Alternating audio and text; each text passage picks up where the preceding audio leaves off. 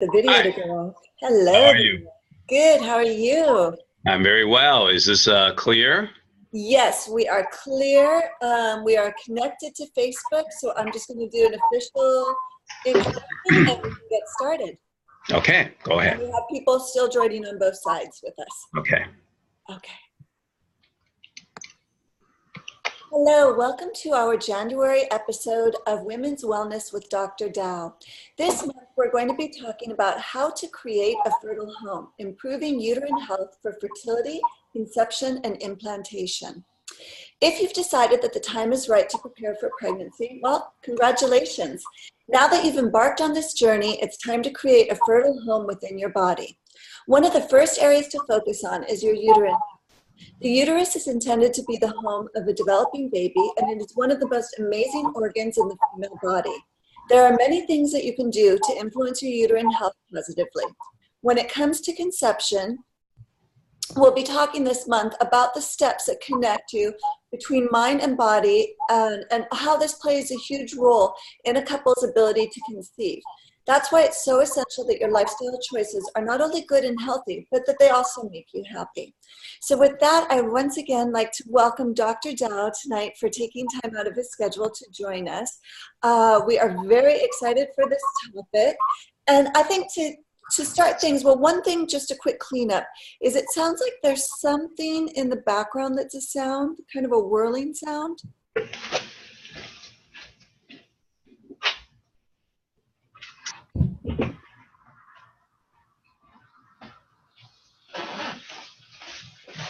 Would it be my air conditioning unit here? But it's pretty quiet. It's not that loud. Okay, it seems quiet now, so I think we're okay. We'll keep on going. It sounds good right now, though. Yes, so now let's jump in and get to the good stuff. So one of the things I wanted to ask you first of all is, before we start talking about uterine health itself, can you just tell us what triggered your journey into becoming a fertility specialist? Because you're very well known around the world globally. Well, you're very kind. I think I'm still a student in this arena, in this area. There's so much to learn on reproductive medicine, and there's just so much to learn. And every day, I'm actually not just learning from the scientific programs and research, annual meetings of my society, but I'm also learning from my patients. My patient brings a lot of knowledge, a lot of information that I dissect them and really looking at them carefully. My journey really started when I first started as an acupuncturist. I was working with my father, who is also a well-known doctor of Chinese medicine, and I was doing my internship with him. And there was a period of time where that he actually shared with me some of the patient that was trying to get pregnant. So I was able to help these patients get pregnant and have children. So from that point on, I took interest in some of these cases and this field, and I started to study more on my own, and realizing that I am a lack of knowledge at that time. I decided to go back and to China and trying to learn from the best of the best if I can. So that journey in 1987 took me to Beijing, and I had the great opportunity to learn from Dr. Guo Ziqiang, as well as Dr. Xiao Chenzhen and Wang Ziyu.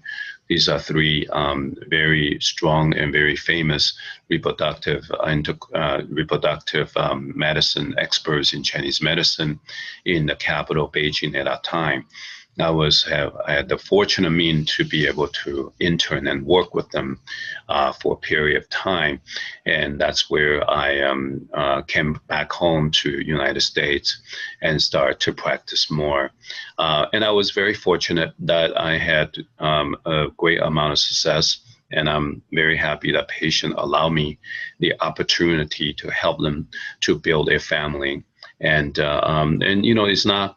There's not everything is perfect. There are patients that I couldn't help. There are patients that has difficulty and challenges even today. So every day is a new day, and I look forward to receive that challenge and work with my patients and as partners to really fulfill their wishes. So that is my journey, and it's been a long journey now. I started my practice seeing at the very beginning, even IVF wasn't on the theme at that time. Even the gift hasn't even started. That was just around that time when things are just getting started. That was my journey. And on the Western medicine side, at that time, Dr. Richard Mars was a very instrumental mentor for me. He actually helped me to basically recommend me to the Pacific Fertility Society. So I was the first doctor of Chinese medicine to join that society. And later on, I also joined the Society of the American Society for Reproductive Medicine. So to this day, I owe some of my success to him. He's been a great mentor for me, as well as other doctors that I work with. They always have been extremely helpful and sharing and positive, and it's been always been forthcoming and helping me with my quirky questions. So yeah, so that's my journey. So thank you for asking. Thank you.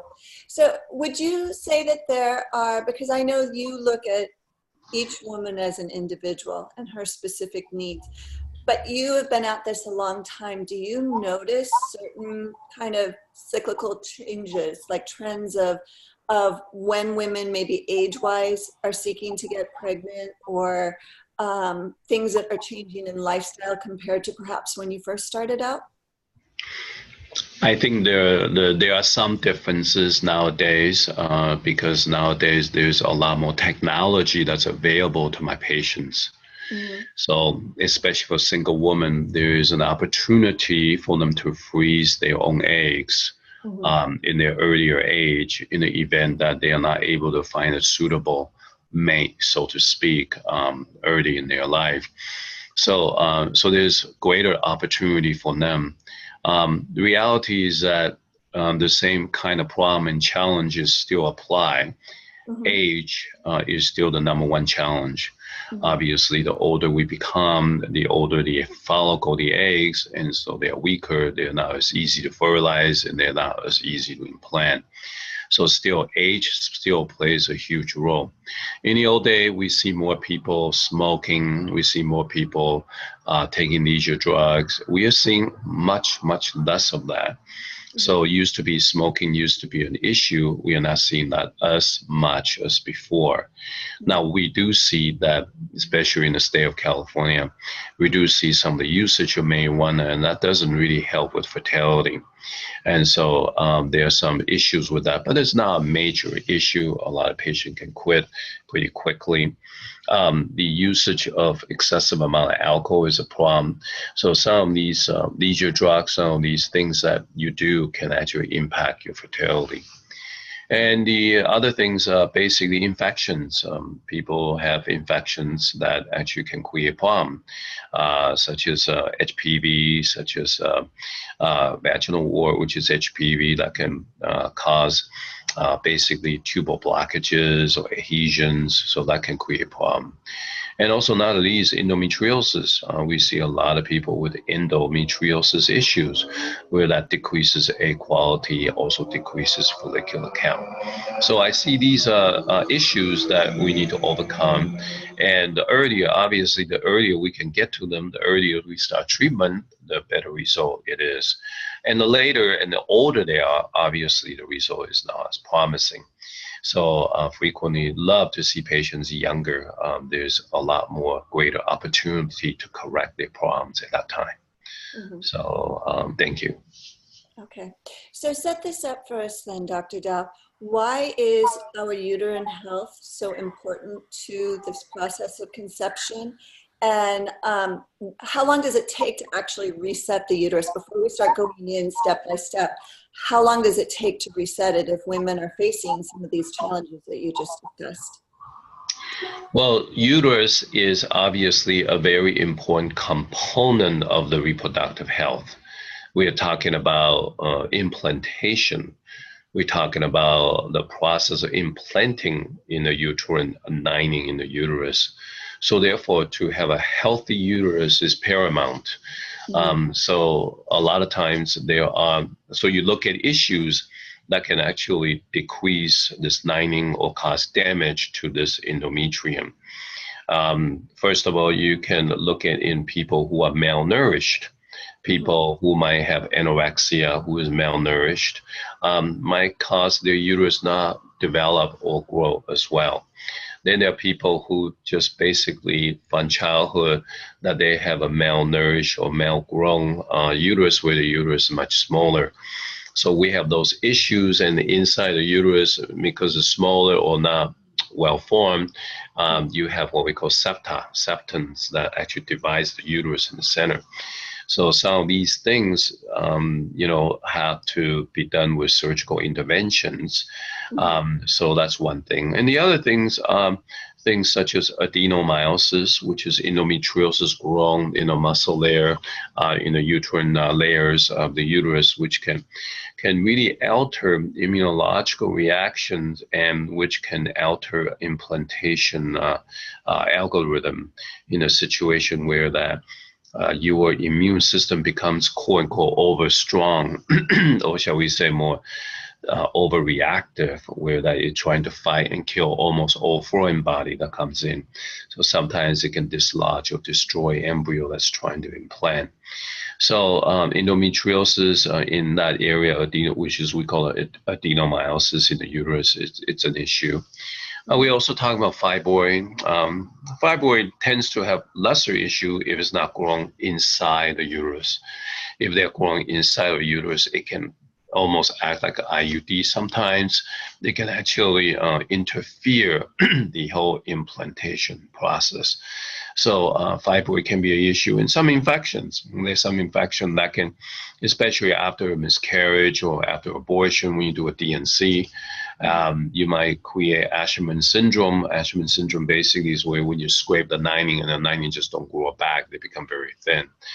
So these kind of issues can be remedied and can be worked on and can be a lot better. But nevertheless, this is a very important component of the reproductive medicine. Without the good uterus, you can really implant. So in a situation where that a woman has really serious problem, then we might seek surrogacy, where we match a surrogacy for a patient and try to get them to transfer the embryos to another woman. So thank God for some of the technology. We are able to do that today. It's a satisfactory, it's a wonderful thing to have these kind of technology. So so that's the uterus kind of like in a nutshell. So I hope that answers your question. Yes, it does. So what would be the first step? What would you like to start us off with then in discussion about the uterus and starting to build a healthy uterus? Well, the first thing is obviously take a look at, you need to be evaluated. In some ways, you need to have a reproductive endocrinologist or OBGYN that can do some pelvic exam, and you may do a sonohistogram, which is hydrosonohistogram, basically shooting water into your uterus, take a look at the contour of the uterus, take a look at if there's any kind of problem or blemishes, so to speak, in the uterus. Take a look if there's polyps, if there's any growth inside, and go from there. That's the first thing to evaluate. The other thing is do hysterosalpingogram, where that you shoot dye to the tubes to see if the dyes are open on that, to see if the tubes are open on that. And that, these are some of the basic things I would suggest people do when they start getting challenges in their fertility. So number one is do some workup. But, if you know your uterus is healthy and you want to strengthen your uterus, there are several things you can do. The very first thing has to be diet. So in nutrition, if you imagine for a moment, uterus is kind of like a greenhouse for the embryo. So if may use gardening terms, when you plant a seed, and creating sprouts, you need warm, you need soft soil with good lighting, good water, and good fertilizing vitamins, etc., good soil. So that is no different than uterus. Uterus needs good water. Uterus needs good blood supply. Uterus needs a good, sunshine, maybe a little bit extreme there, but the uterus needs to be a nice, warm environment for the embryos to be attracted to implant. So you have to, I often say, that the uterus, the lining of the uterus is like the floor of the tropical rainforest. It's mossy, it's warm, it's moist. The soil is soft, it's clay, it's just in any seeds that gets thrown onto that dirt probably gets germinated in no time. And that's what we're looking for the uterus. So the number one thing is that you got to hydrate well. The number two thing is you got to have enough blood. So in some ways, if a patient who's anemic, if the patient who has blood production issues, then what we want to do is trying to solve that anemia problem, trying to get their blood stronger, trying to solve and, maybe take a little extra iron. Changing the diet in a sense of maybe get them to eat more spinach, kale, Swiss chard, and take a supplement for their iron, for example, to strengthen their blood. The other thing is having them to eat more blood-rich foods, which are a little difficult vegetarian people, but things like beef, things like big fish, that kind of things can also, strengthen the blood profile. So these are kind of things that people can do to help to strengthen the uterus first through diet. The second thing is actually exercise, appropriate amount of exercise. It's not like I want people to exercise really hard, but some gentle exercise where you're walking, keeping yourself warm, walk regularly, maybe somewhere around 7,000 to 10,000 steps a day, where you can get your circulation moving. That's actually very important. So if you sit there a whole day long, if you have a sitting job, may not be necessarily good for your circulation, and I advise people to get up and walk more often. And all that can be very helpful for the blood flow to the uterus. And the other thing is just immunological. It's like your whole body, when your whole body gets a cold, your uterus gets a cold, so to speak.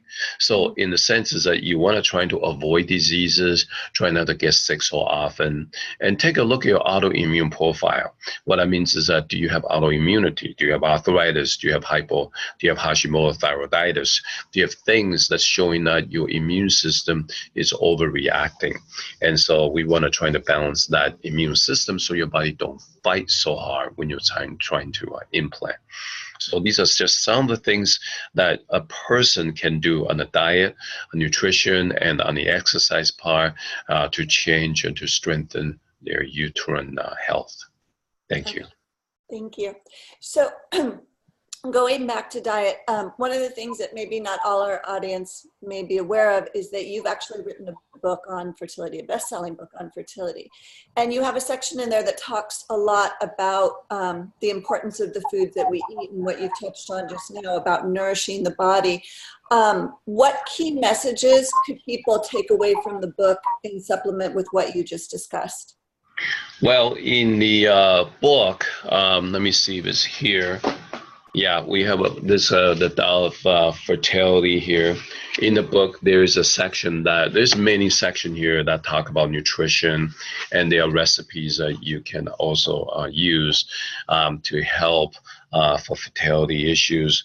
There are definitely food that you can eat that can strengthen your uterus. So that's in the book. And as I talked about earlier, more blood-rich foods, more iron-rich foods, those are very important. So that's a thing that you can do right away. And the book does describe that. Okay.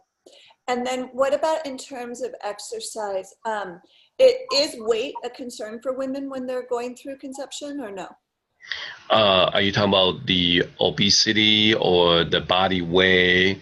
Yes, I think both actually are relevant in relevance to both. Yeah, I think there is an appropriate amount of body weight. I think if you are too skinny, I think that's a problem because you don't have enough fat reserve. If you are overweight, that's a problem because that can create blockages. So I think the appropriate weight amount, it's important. But the more important too is that when you're trying to get pregnant, unless you are really severely obese, where that you really have to lose a lot of weight really quickly, I tend to tell my patient don't fluctuate their weight too much during the period of time trying to get pregnant. So if you're slender, let's gain a few pounds. Mm-hmm. If you're overweight, let's just lose a few pounds, but let's don't go crazy. Okay, so those are kind of things that I tell people, because the fluctuation of the weight actually can cause their hormone level to dive. So I usually try to tell people to be more cautious with those kind of issues. Okay. And in terms of exercise, what other exercising can they do besides walking? Oh, yes. You can actually do some meditative exercise. You can do some Qigong exercises, where these are also described in the book. There's some meditative exercise you can do to quiet your mind and actually to send energy to the uterus. Frequently, I have people put their palm on their uterus area and sending the energy to that area. So imagery and focusing on that area can always be helpful. Okay, thank you. Another question I had for you, and this is because we just came out of another discussion on Monday about our upcoming detox retreat. For women that are going to be going through conception, is it a value for them to do a detox? Yeah, it really depends on the case. There are situations where body, especially when someone is obese, and somebody is overweight, they can definitely do some detoxification before they try. Okay, because the nature of detoxification actually help you to lose some weight. So I think that's a good candidate right there. The second candidate would be somebody who have done numerous amount of IVF, where they have gained weight from them, where their ovaries are developing cysts. So these are the people probably want to do some detox to get their cycle and get their ovaries reset to normal. So these are kind of people that we definitely want to do a detoxification retreat. And also, when we do detox, we tend to like to do it before ovulation if it's possible, because that's a time where we can clean the body and get the body ready to conceive. So that would be when a woman's going through menstruation, or in that window right in between? Right between, during the time menstruation to the time of ovulation. So it's about 14 days, 12 to 14 days, usually, normally. Okay, got it. Can we talk a bit about how acupuncture supports this process? Well, acupuncture, there is actually, we know that acupuncture has been used for fertility for thousands of years and has been known to be quite helpful. Recently, of course, there are a lot of data on acupuncture during IVF procedures and how it helps with implantation, with success in pregnancy rate seems to be quite helpful. So the whole process of acupuncture for uterine health is that, first of all, it improves circulation to the uterus. Okay, so it improves blood flow, and there is a research that Dr. Carolyn Conan has done a long time ago to show that the Doppler, the impedance of the blood flow changes with acupuncture treatment to the uterus. And later on, Steiner also proved that. So that acupuncture can actually change the actual blood flow into the uterus. And then in turn, we have found when the blood flow is better into the uterus, we tend to have better implantation, tend to have a better pregnancy outcome, and getting pregnant much easier. So in that situation, acupuncture actually improves implantation rate. So that is the most current understanding of what acupuncture does. Okay. And what about, what can women do at home when they're not coming in for acupuncture, those in between times? Are they able to do something in terms of like self-acupressure? Or I know circulation becomes a big issue of women getting very cold hands and feet. So what do we do? Yeah, I think one of the things that we do is, I think that's the most important time.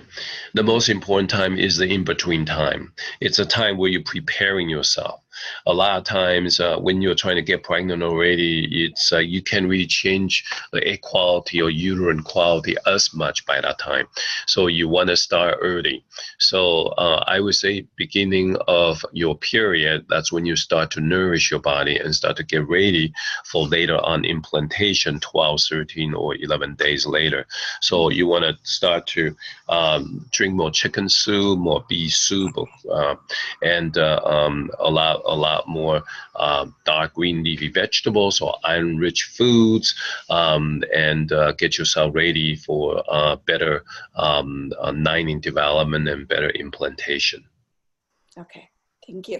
And what about in respect to herbs? What type of herbs are integrated into the fertility program? And can we take these in tandem actually with our regular vitamins and supplements?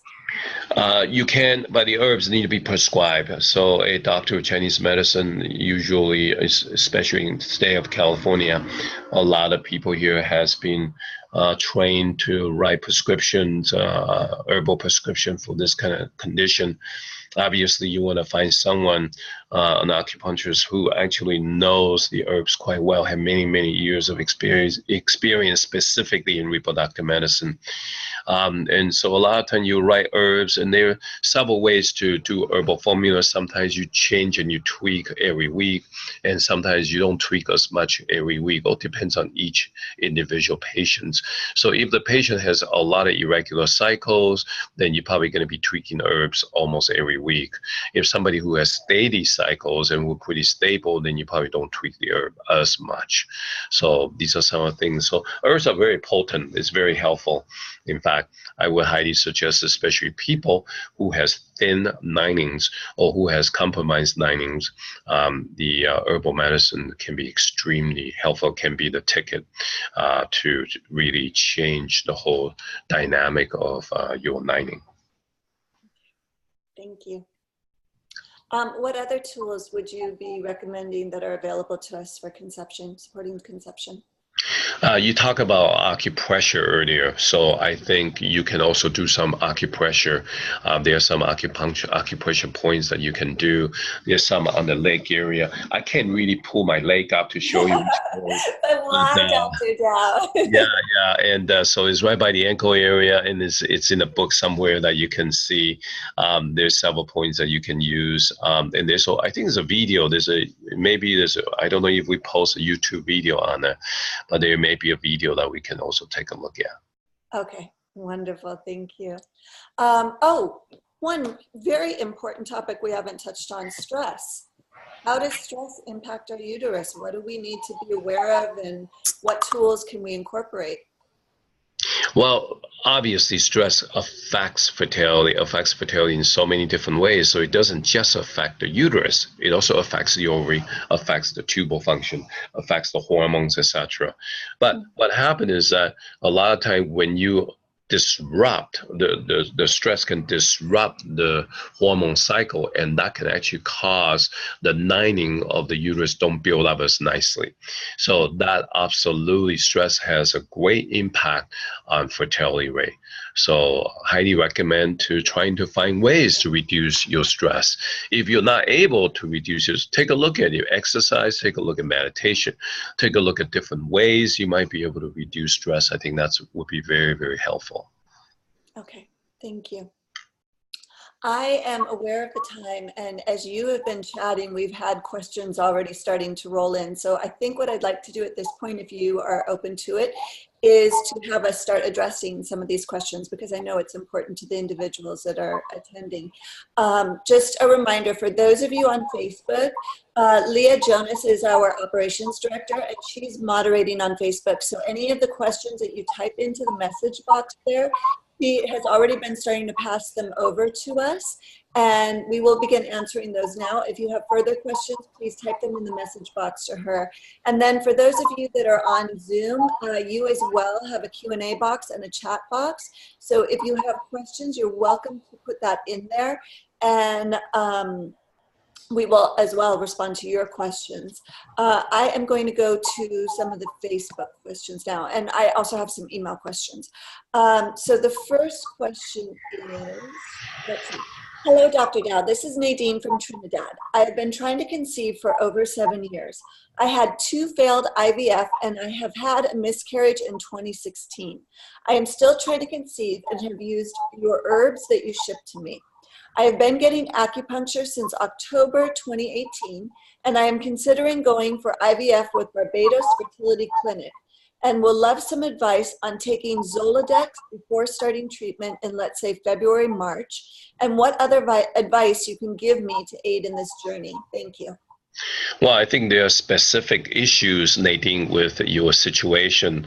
Obviously, you and I have been communicating. So in your situation, I think specifically, you need to find a good reproductive endocrinologist who can really follow up with you and making that we go through different kind of stimulation protocol.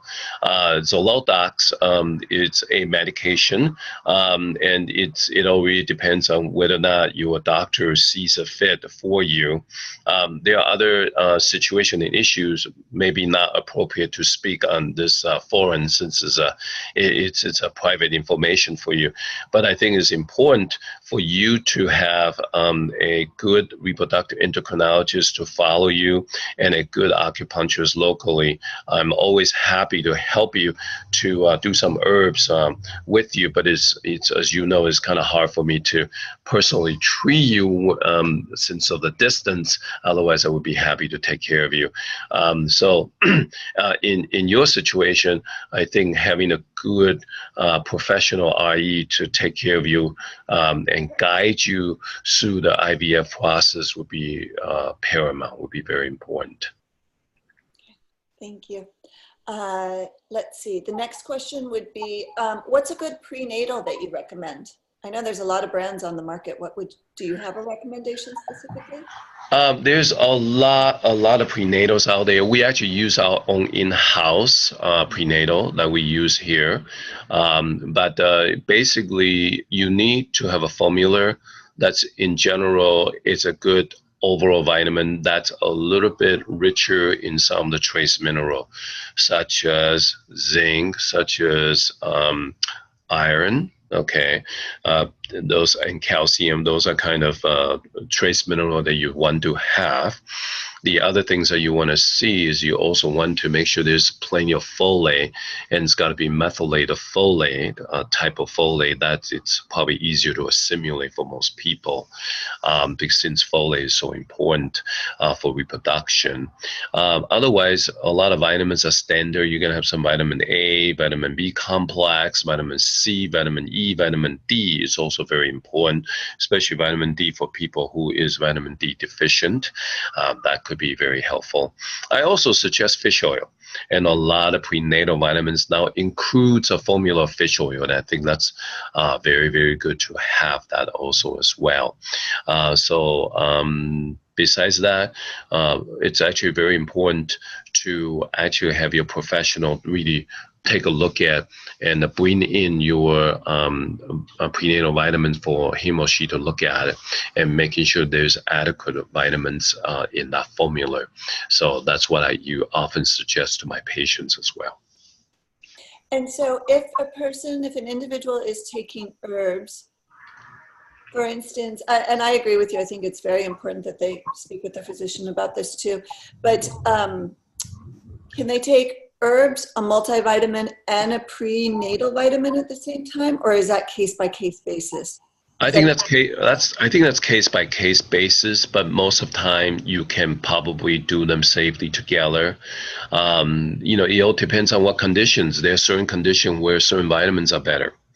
And for example, somebody who has MTHFR positivity, you're going to need a little bit more folate, and you're going to need methylated folate. So you're going to need a separate prescription of folate. Somebody who is iron deficient, anemic, so you are going to need to basically prescribe a slow FE. We call it slow phase supplementation, where the iron can be really helpful in those kind of situations. So it all really depends on each individual. I frequently recommend don't mix herbs with vitamins. They're not the same. Okay, so when you do the vitamin, great, and the herbs, you should probably ask a qualified professional to do the herbs, because herbs are much more complicated and they really truly need to be prescribed more, somebody who has the knowledge to do so. And is it case by case basis what time of the day to take it to then? I never really thought about that until you just said it, but because like our herbal tea, we take that in the morning, we take that throughout the day. Should we be creating space essentially between when we're taking supplements versus when we're taking the tea? Yeah, I think majority of the time I usually suggest people to take their vitamins in the mornings, and don't take it too late at night, because sometimes it could be stimulating. So that's one thing. And the herb tea, you could actually take a lot of vitamins together with the herb tea. That's usually not the issue. And the same thing, the herb tea, I don't usually want people to drink just right before bedtime. Then they're going to wake up and go pee all the time. So I want them to drink it just around the dinner time, and make sure they go to the restroom before they go to sleep. So I don't think majority of time you need to separate out the time you take vitamins as well as herbs. Majority of time they are safe to take it together. Okay. And if an individual wants to get our prenatal, is that through prescription, or how do they go about arranging that? We only do, I think we only prescribe that for our own patients. It's an in-house prescription that we have formulated specifically for our patients. So I don't think you can just buy them. But having said that, truly there's a lot of prenatal that's excellent out there. You don't have to, you can look that up. There's a lot of reputable nutraceutical company that actually have those formulas. Okay, thank you. Our next question is, can you recommend what types of detox I can safely use before ovulation? And yes, this individual is overweight. Okay, so first thing first, be very careful not to get dehydrated. So that's the very first thing. If you get dehydrated, then the tissues it's drier, and your ovulations may not be as strong. So first of all, make sure you have plenty of fluid that you're drinking while you go through detox. Frequently, there's two types of detox. One is basically a non-assisted detox, where that you are just shrinking down the amount of food you're eating, and where you're just drinking more water and maybe supplemented by vegetable juice, greens, and some vitamins. So that is more of what I call a unassisted natural detox. Then you have what we call an assisted detox, where that you are actually taking herbs to facilitate the detox process, taking vitamins to facilitate the detox process, doing sauna to facilitate the detox process, doing massage, doing lymphatic drainage massage, doing cupping, doing scraping. All these things can be very helpful to facilitate the process of detox. So both of these are completely safe. Especially if you're overweight, these would be highly recommended to do. So the first thing, just make sure you don't get dehydrated. And that's also the second thing, make sure you're being supervised. Make sure your doctor knows what you're doing and goes through some of the diet plan with you before you embark on a detox protocol. Okay, thank you.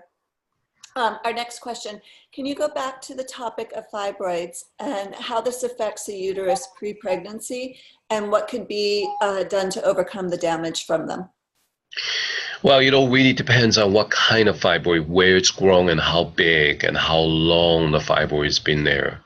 Some of the young fibroids that don't really grow in the endometrium inside may not necessarily be a problem. In fact, sometimes could be a help, because it helps a lot of hormones in that area. So sometimes implantation is not disturbed by it. The disturbing time is when there's fibroid's been there for a long time, and it's growing out of the endometrium into the endometrial cavity. That almost act like an IUD. So a lot of time, a doctor probably need to go in and shave that part of the fibroid out, or that you can take some medication, you can take some herbs that can help to shrink the fibroid. So those are kind of things that you can do. Now, the fibroid grown outside of uterus, if it's not so big, if it's not hasn't been there for so long, they a lot of time may not interfere with getting pregnant. But then again, they might interfere later on when you're pregnant, because sometimes and frequently during pregnancy, at the very beginning of pregnancy, up to about 20-25 weeks, the fibroid grows pretty rapidly as the fetus goes. But to a point, to a certain degree, by about, I would say about 27 week, I'm sorry, earlier than that, 17 to 20 week. In some ways, the fetus is basically grabbing the blood supply now from the fibroid, and you might actually go through a process where the fibroid is dying, going through a necrotic process. That necrotic process can be very, very painful, can be crampy, and sometimes a woman gets so nervous, but a lot of times your fibroid is dying because your baby is just yanking the blood supply out of the fibroid and then yanking and bringing the blood supply back into the baby. So it's a very interesting situation. So a lot of times it really depends. There's some fibroid that's a problem. There's some fibroid that's not a problem in implantation as well as through the development of pregnancy. Okay, thank you. Going back to the topic of detox, the question is your detox program on the 19th recommended for a woman going into EFT and then an embryo transfer in the coming months? How would this help my chances of getting pregnant through IVF? The detox should be done before the EFT process if it's possible, because you really want to clean your body out first before you start the hormones, because the EFT process, an ERA process, is basically a mock cycle. A mock cycle is basically you're taking hormones such as estrogen that will be mimicking exactly the same kind of procedure protocol that you are going through when you do your actual transfer. So you want to try to do your detox before the mock cycle, because in the mock cycle you're testing, and so you want to get the realistic result. So you don't want to be doing a detox during that period of time. You want to do it beforehand if it's possible. Very helpful. I have a lot of patients who, when they've gone through the IVF process, retrieving eggs, has gained quite a bit of weight. They're bloated, they're crampy, their digestion is not so great, and they're tired.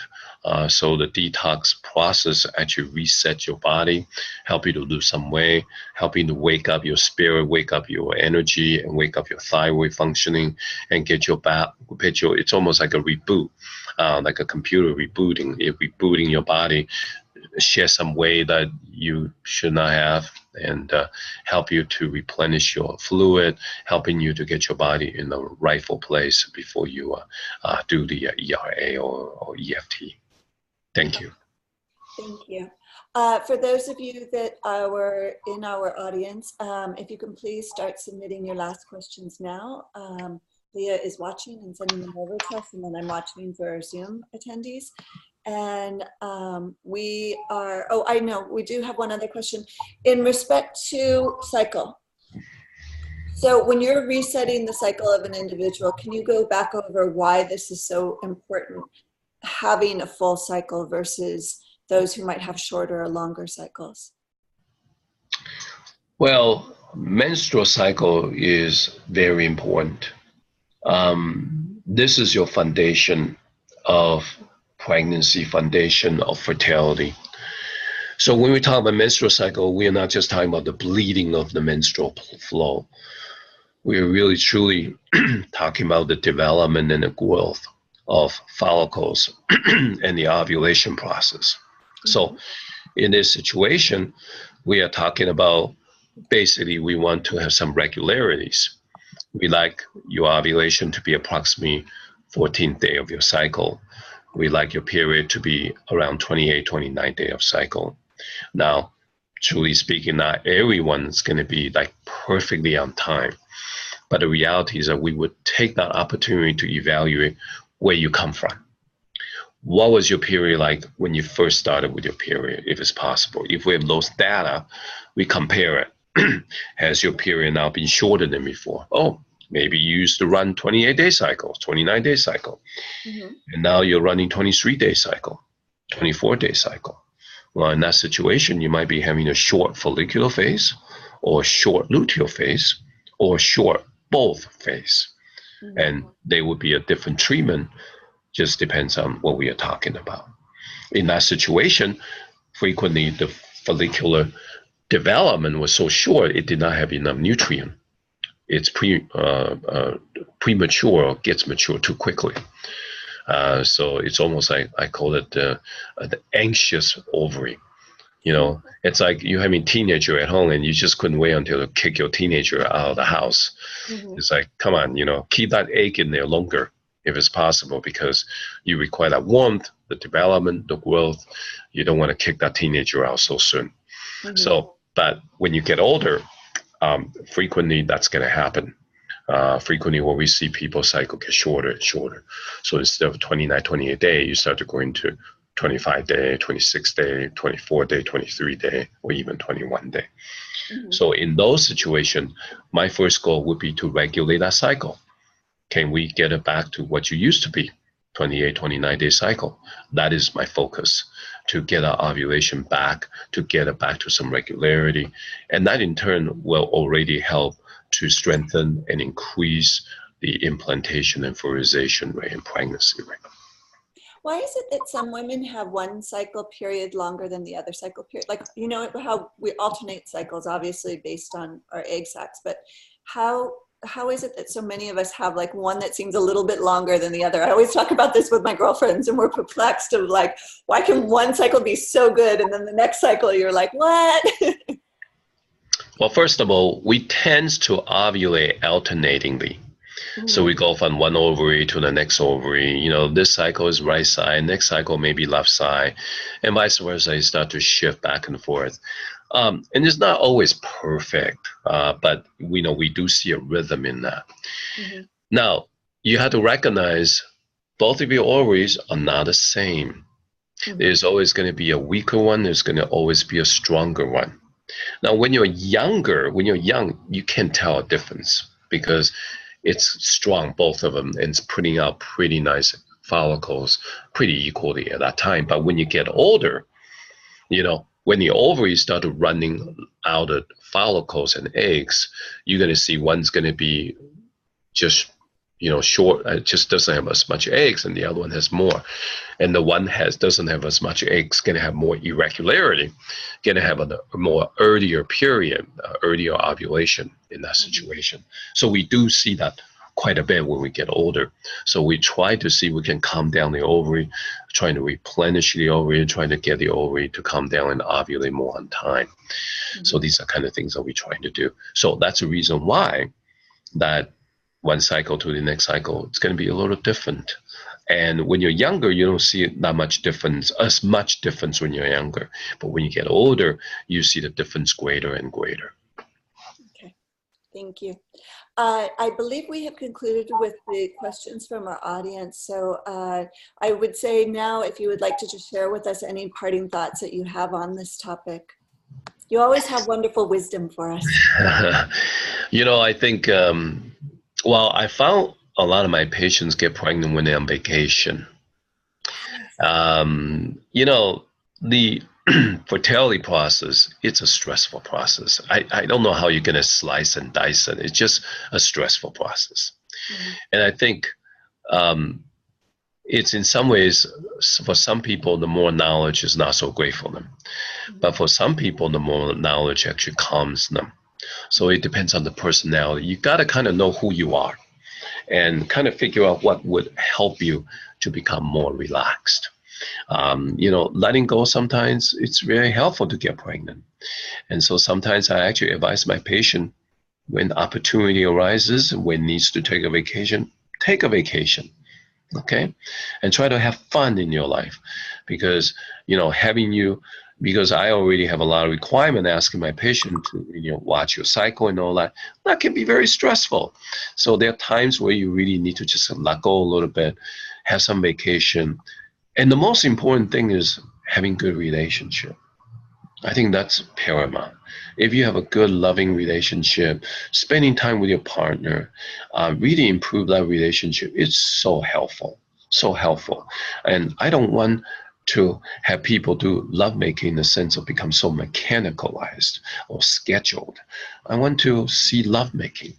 And I think that, gets all the juices flowing and get, much better hormone reaction and responses and better fertilization rate. So if that's possible, be playful, have fun. I think we lose that when we're trying to get pregnant. And I know it's not that easy. Okay, it's easy to say than done. But a lot of time you might have to pretend. A lot of time you might have to play games. A lot of time you have to do different things to distract yourself. And I think that's important to do. So that's some of my advice that I have. And I really appreciate a lot of my patients come and see me. I think this is an incredible challenge, and your spirits are just amazing. It makes me want to get up every day to help you, because this is such a sacred, I have such the best job in the world. I have a sacred mission here to help you to facilitate. And I'm honored to be that part of the process to be able to build a family with you. I believe bringing a human being to this life, I don't know how you can top that. I don't have ego around it, but I feel like that's such an honor. And I see it as a privilege and an honor for me. So I want to thank my patients and others who try so hard in this process. I wish you a wonderful success in this journey. And thank you very much for allowing me to share some of my knowledge today. Thank you, Tiffany. Oh, thank you, Dr. Dow. Dr. Dow, I'm so sorry. One more question came through just as you were chatting. And would you mind to just reiterate whether our detox it helps uterine health for preparing for embryo transfer or just for overall well-being? I think it's both. It's specific, it's also general. There's some specific exercise we do. There is some specific acupuncture treatment that we do for that area as well. So it really depends. When we do a detox, it depends on the audience. We have audience that comes not really for fertility. And so it depends on what they are looking for, what's their body type and what's their goal. So we would facilitate and we would tweak. We do have a general protocol, but we tweak and do some specific points for certain things and specific guidances for different goals. Okay, thank you. And thank you again for your commentary right before that, because I think that it's so challenging for many women. I know I personally am going through it, as well as many other women who so badly want to be mothers, and it's not the easy process we thought it would be when we were kids.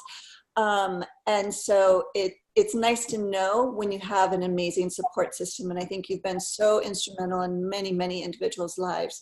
And that's a gift. It absolutely is a gift. So thank you. Thank you very much. Thank you.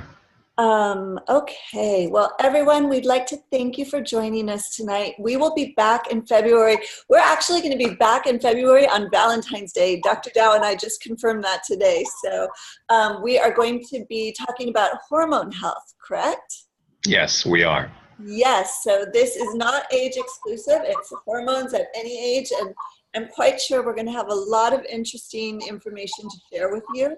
But in the meantime, if you have any follow-up questions to this video chat, please feel very welcome to send your questions to marketing@infinity.com, and I will pass these over to Dr. Dow. And Dr. Dow, again to you, thank you so much for taking the time out to chat with us tonight. I think this was a wonderful time to have this conversation, with it being the beginning of the year and individuals, wishing to reset. Something about spring coming back up soon and fertility, it just feels right to do it at this time of the year. So thank you very much. Thank you, Tiffany. Thank you. Okay. Take care, everyone. Enjoy a beautiful evening. Bye-bye. Bye.